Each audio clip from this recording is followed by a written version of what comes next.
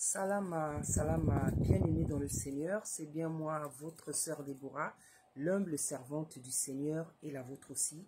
Soyez puissamment bénis au nom puissant d'Issaïa Congo.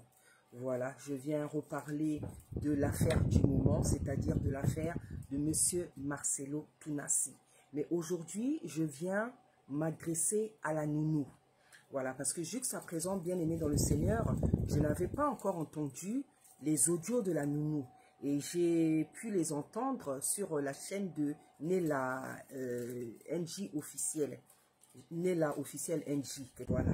Donc c'est là-bas parce que comme c'est une affaire nationale, internationale, c'est une chose, une affaire qui concerne l'Église. Donc nous devons nous écouter les unes les autres. Nous devons nous écouter les uns les autres. C'est d'ailleurs comme ça que doit fonctionner l'Église. Voilà.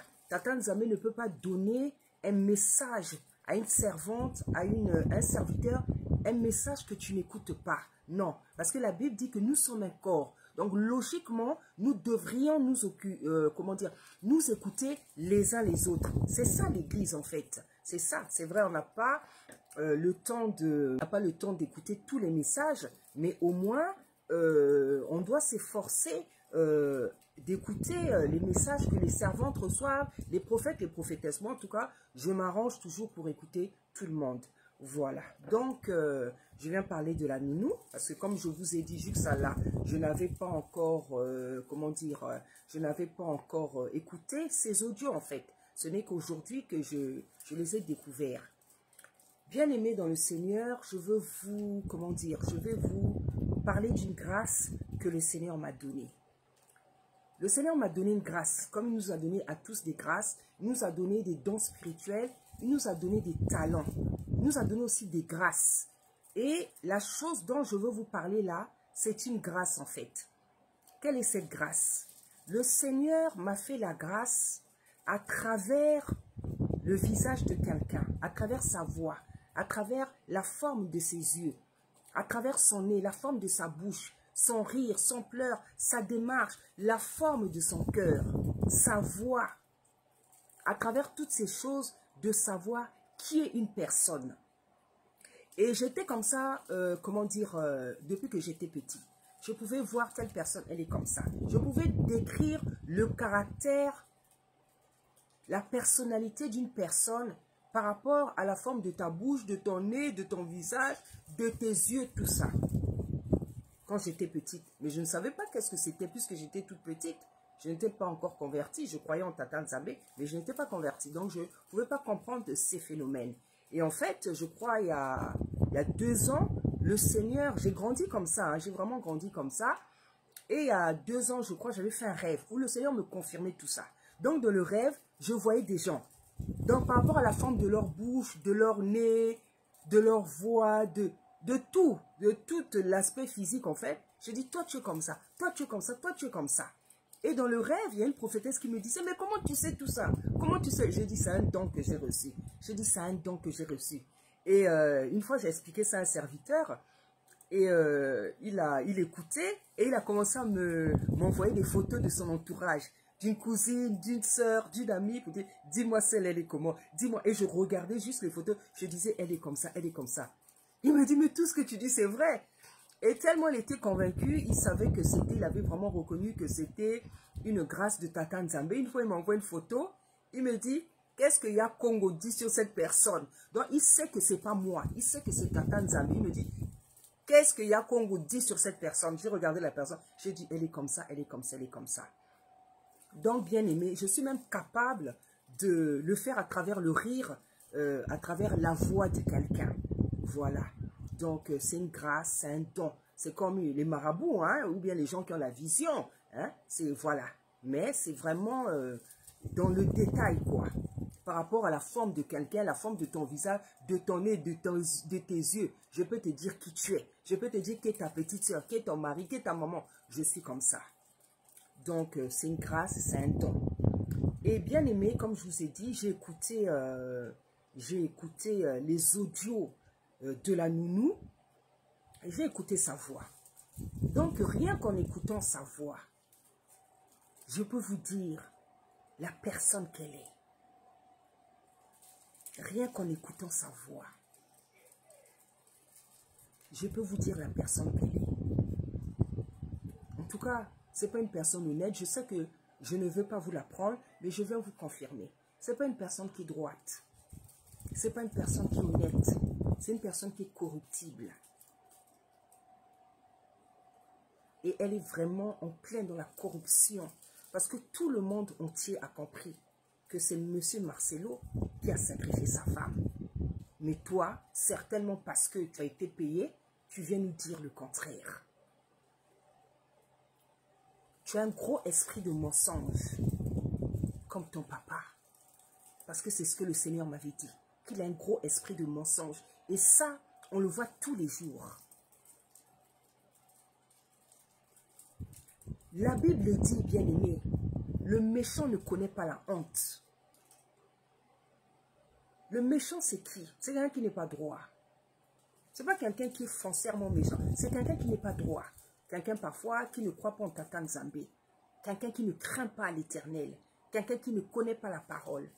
La Bible nous dit que le méchant ne connaît pas la honte. C'est vrai, bien-aimé. Hein? Il y a des gens sur la terre, là, vous allez voir, ils ne connaissent pas la honte. Malgré les choses qu'il peut faire de graves, de bizarres, de compliquées, lui s'en fout, il continue sa route. Tu vois que la personne ne connaît pas la honte. Comme on dit dans le monde, le ridicule ne tue pas. C'est une réalité. Bien-aimé, ce que j'aime avec le Seigneur, il a tout écrit dans la Bible. Il a tout écrit. Tu te poses des questions, tout est dans la Bible. Bien-aimé, vous savez, je recommande souvent à mes enfants de lire les Proverbes, le livre des Proverbes. Vous savez pourquoi? Si vous voulez connaître la nature humaine, lisez le livre des Proverbes. Dans le livre des Proverbes, on vous parle des qualités et des défauts des hommes. Tout est là-dedans. Si tu veux connaître quelqu'un, ta mère, ton père, ta mère, ton entourage, lis seulement le livre des Proverbes. Lis tout le livre des Proverbes. Tu vas découvrir tous les gens qui sont autour de toi. Ton papa, ta maman, ton mari, ta femme, ta petite sœur, tes enfants, ton entourage. Parce que dans le livre des Proverbes, c'est le livre où on parle de la nature humaine, des vertus, des travers de l'homme. C'est dans le livre des Proverbes. Donc dans les Proverbes, on nous dit, le méchant ne connaît pas la honte. Eh bien aimé, nous voyons que ce verset confirme la réalité en suivant l'affaire de Marcelo Tounassi, de ses acolytes, de tous les gens qui le soutiennent. C'est-à-dire, vous avez en face de vous des gens qui mentent, qui vous mentent comme ça. Comment dire? Les yeux dans les yeux, en face comme ça. Sans scrupule, sans honte, sans retenue, sans pudeur. Hein? C'est pour ça que le Seigneur dit, le méchant ne connaît pas la honte. Il y a des gens, ils ne connaissent pas la honte. Je vous dis la vérité. Il y a des gens, ils ne connaissent pas la honte. Et c'est le cas de cette jeune nounou. Parce que quand j'entends sa voix, je vois qu'elle est jeune.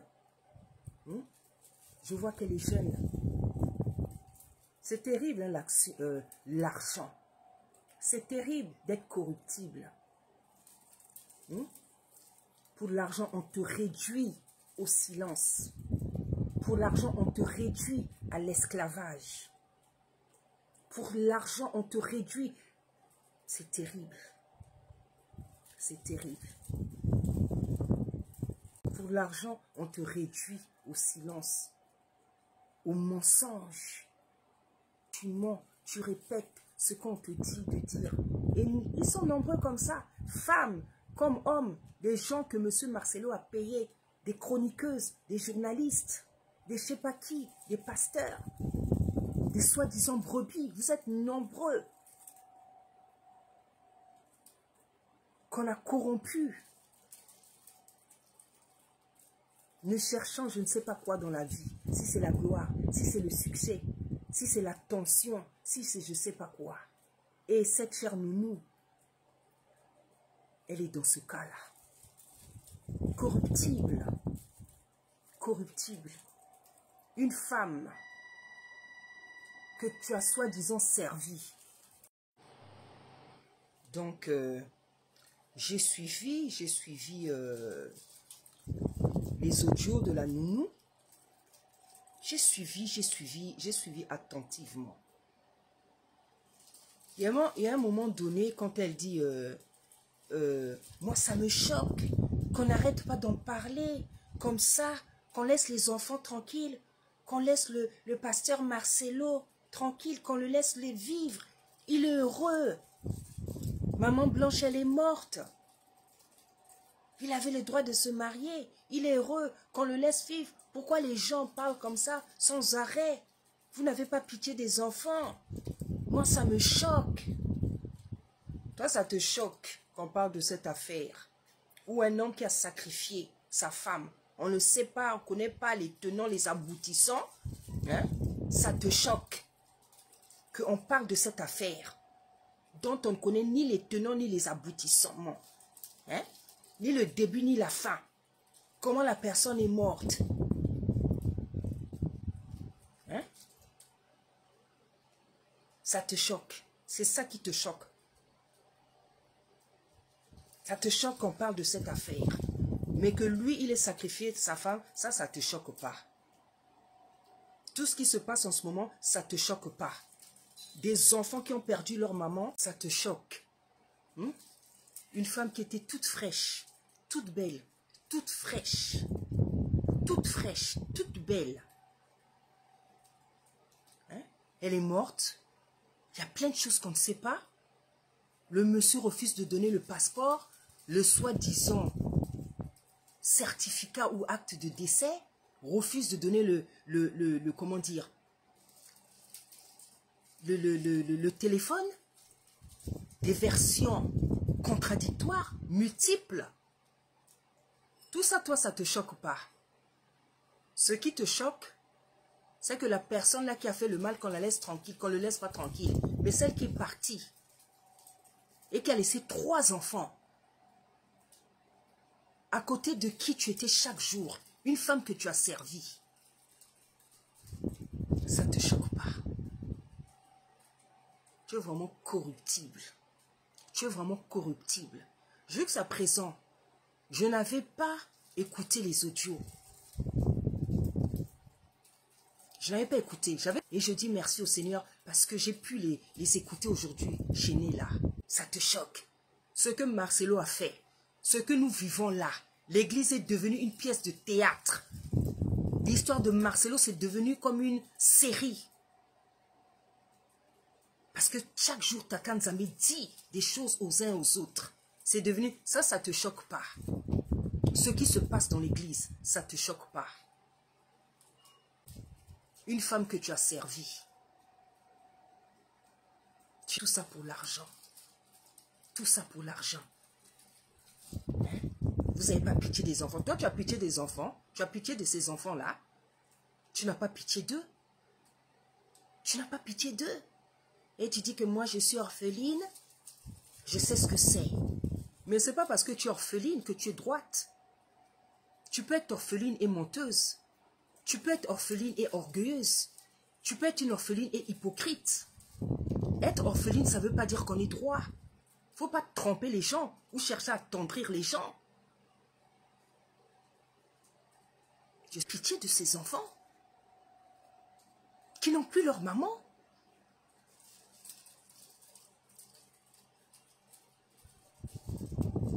Donc, rien que quand j'entends ta voix, on sent que tu n'es pas vrai.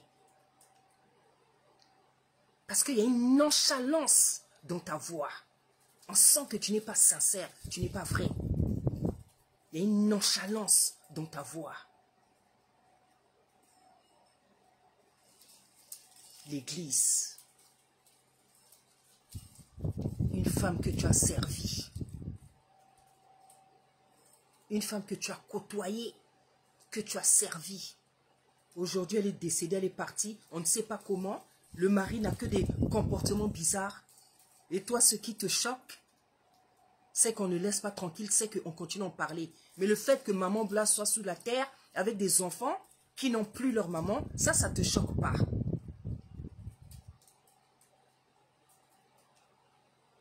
Moi, la personne qui me choque, c'est toi. La personne qui me choque, c'est toi. Tu as dit tellement de choses compliquées dans tes audios là. Hein? Donc, tu dis tellement des choses bizarres qu'on sent que tu n'es pas une personne sincère. C'est comme ça qu'on a pu t'acheter. Tu es corruptible. Tu es corruptible. Tu sais, les gens qui corrompent les autres, ils savent avec qui faire ça. Quand tu es corruptible dans la vie, on va savoir que tu es corruptible. On sait que celle-là, on peut blaguer avec son esprit. On sait qu'on peut la corrompre. Celle-là, si on lui donne l'argent, on sait qu'elle peut se taire. Celui-là, si on lui donne l'argent, on sait qu'il peut se taire. Les gens qui corrompent les autres, ils savent avec qui ils font ça. Mais il y a des gens, on ne va même pas les approcher parce qu'on sait que celle-là, celui-là, on ne peut même pas faire ça avec eux. Mais toi, la personne qui me choque, moi ce qui me choque, c'est toi qui me choque. Toi qui as servi Blanche. Nounou, je veux t'apprendre qu'est-ce que c'est la fidélité. Je veux t'apprendre qu'est-ce que c'est l'honnêteté, la sincérité.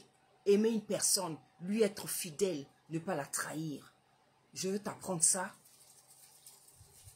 en te lisant certains passages.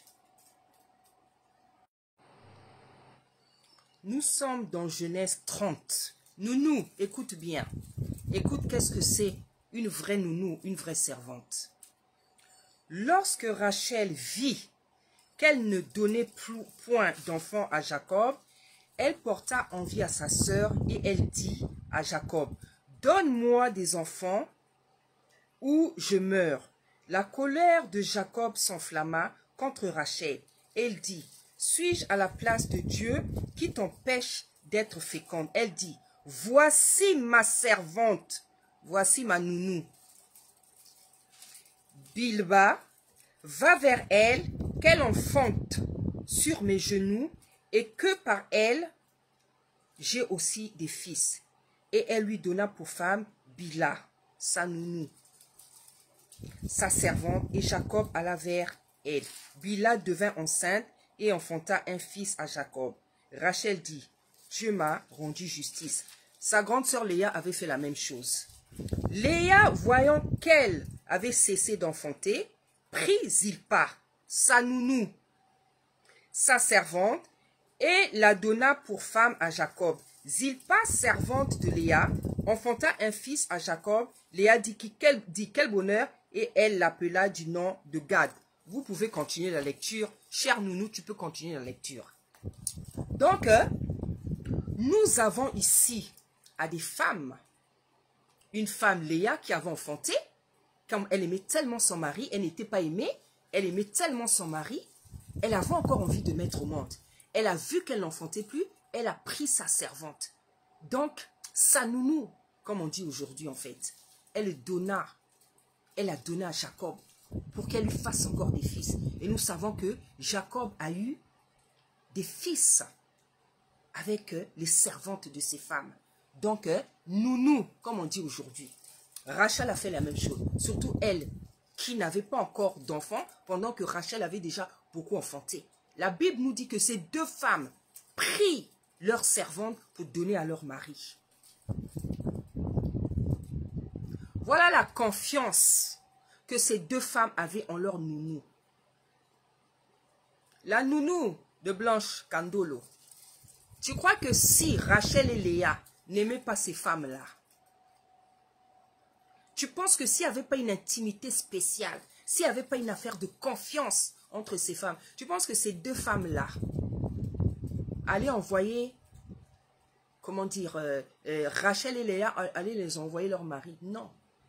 Tu ne peux pas donner, même quand tu cherches un enfant, tu es stérile. Tu vas choisir quelqu'un de bien. Tu vas choisir une belle femme. Ça veut dire que c'était vraiment déjà des belles femmes. Tu vas choisir quelqu'un à qui tu fais confiance. Parce que même si ce n'est pas ton enfant, mais l'amour que tu as eu pour donner ces femmes-là à ton mari, ça veut dire que tu portes déjà l'amour. Les enfants ne pourront que sortir aussi bien. Parce que ils ont été faits avec intention d'amour, intention d'avoir des enfants. Et nous voyons les enfants du patriarche, les Nephtali, les Gad et compagnie, qui forment les 12 tribus, des Solélés, des grands hommes, des princes. Voilà la confiance que ces deux femmes avaient en leur servante, leur nounou. elles avaient tellement confiance, elles étaient tellement intimes, elles s'occupaient tellement bien de leurs enfants, de ces femmes-là, qu'elles ont dit non. Moi, aujourd'hui, je n'accouche pas. Moi, aujourd'hui, je prends seulement ma nounou, ta confiance, comme on dit chez nous. Je la donne à mon mari. Tu sais pourquoi elles ont fait ça? Parce qu'elles avaient tellement confiance en ces femmes. Il y avait un amour réciproque. Parce qu'elles sont restées longtemps avec ces femmes-là. Ce sont des femmes, les nounous là, les servantes, ce sont des femmes qui étaient avec Rachel et Léa avant que Jacob ne les épouse. Puisque la Bible nous dit que quand il prit Jacob, Léa et Rachel, quand ils s'enfuient, il partit avec les servantes. Donc elles étaient là même avant que Jacob ait fait la connaissance de Léa et de comment dire, de Rachel. Donc c'était comme des sœurs. Donc ça veut dire qu'elles se sont même occupées, parce que elles se sont même occupées d'elles depuis qu'elles étaient petites, les femmes-là. Donc parfois ça pouvait même être leur grande sœur. Parce que quand on dit servante, c'est-à-dire c'est quelqu'un qui s'est occupé de toi. Aujourd'hui on dit nounou, mais c'est des servantes en fait. Regarde la confiance, regarde l'intimité, regarde l'amour. Mais toi, tu as servi Blanche, qui t'a certainement fait du bien, qui t'a certainement donné beaucoup d'argent, qui t'a certainement donné des habits, qui t'a certainement fait beaucoup de bien. Aujourd'hui, tu craches sur sa mémoire. Comme j'avais dit, Blanche, dans l'église, il y a beaucoup de gens qui la jalousaient dans son entourage. Et tu fais partie des gens qui jalousaient Blanche. Parce que, comme toi, tu étais la nounou, la servante, donc tu voyais tout ce qui se passait dans la maison. Tu te disais, ah, comment on peut bien s'occuper d'une femme comme ça?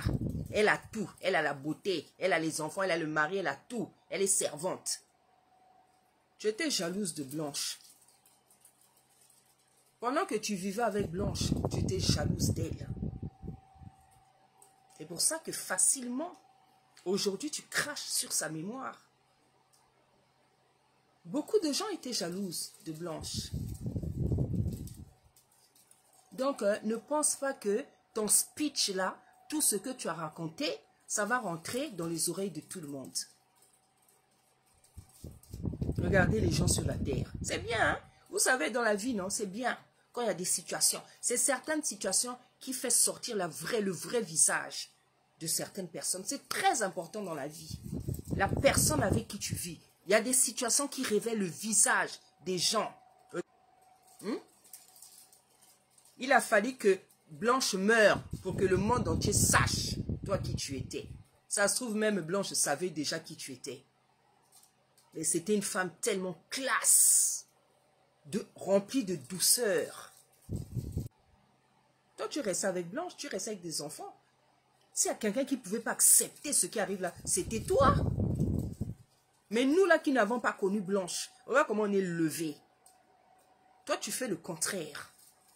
Toi qui as dormi dans les pieds de Blanche,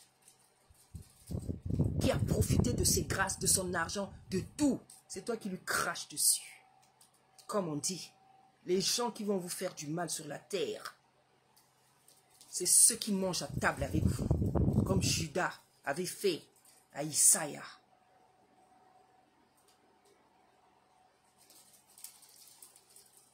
La Bible dit, rien de ce qui est caché ne restera secret. Tout va être révélé.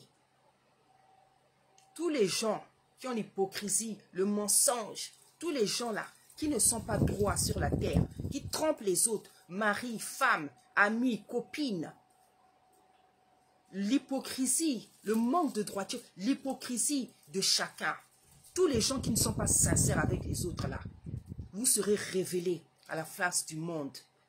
Toi qui trompes ta femme, toi qui trompes ton mari, toi qui trompes ta copine, toi qui n'es pas droit avec les gens, il y a l'hypocrisie. Tout ce qui est caché ne restera pas caché. Ça sera révélé. Parce que le Seigneur n'aime pas l'hypocrisie. Il a dit, les hypocrites n'hériteront pas du royaume des cieux. Qu'est-ce qui est hypocrite avec les gens avec lesquels vous vivez? Tu es hypocrite avec ton mari, tu es hypocrite avec ta femme, avec les enfants, tu es hypocrite. Avec l'entourage, tu es hypocrite. Cherche la délivrance. Cherchez la délivrance.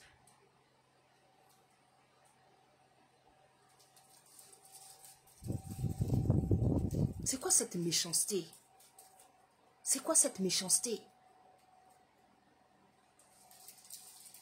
Toi, aujourd'hui, tu es là, on t'a payé et tu commences à mentir. Tu penses que l'argent là va te donner le bonheur?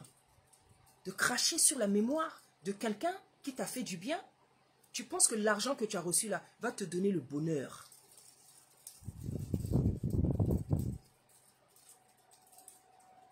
Mais vraiment, il y a des gens compliqués sur cette terre. Il est temps que Tata Nzambe redresse les gens qui ont le mensonge, les gens qui ont l'hypocrisie. Tous les hypocrites, les gens qui ont l'hypocrisie, le mensonge, la flatterie. Tata Nzambe va vous délivrer. Au nom puissant d'Issa Congo, il est temps que les gens arrêtent de faire semblant dans la vie. Sois ce que tu es. Arrête d'être ce que tu n'es pas. Si tu as l'hypocrisie, cherche la délivrance.